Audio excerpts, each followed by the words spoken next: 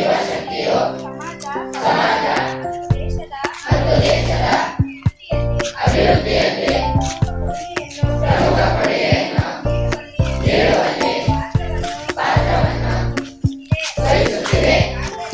ಆದ್ದರಿಂದ ಅತಿ ಹೆಚ್ಚು ಯುವಕರು ನಶಾಮುಕ್ತ ಭಾರತ ಅಭಿಯಾನದಲ್ಲಿ ಭಾಗವಹಿಸಿ ಕೊಡುಗೆ ನೀಡುವುದು ಬಹಳ ಮುಖ್ಯ.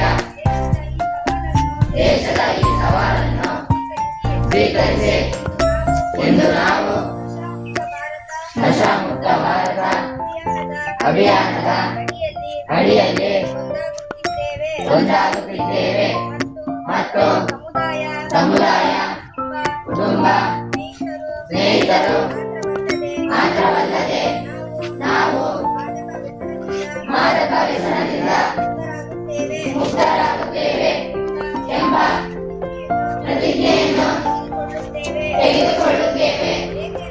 ಏಕೆಂದರೆ ಬದಲಾವಣೆ ನಮ್ಮಿಂದಲೇ ಪ್ರಾರಂಭವಾಗಬೇಕಿರುತ್ತದೆ. ಆದ್ದರಿಂದ ನಾವೆಲ್ಲರೂ ಒಟ್ಟಾಗಿ ನಮ್ಮ ರಾಜ್ಯ ಕರ್ನಾಟಕ ಮತ್ತು ದಾವಣಗೆರೆ ಜಿಲ್ಲೆಯನ್ನು ಮಾದಕ ವ್ಯಸನದಿಂದ ಮುಕ್ತಗೊಳಿಸಲು ದೃಢ ನಿರ್ಧಾರ ತೆಗೆದುಕೊಳ್ಳುತ್ತೇವೆ.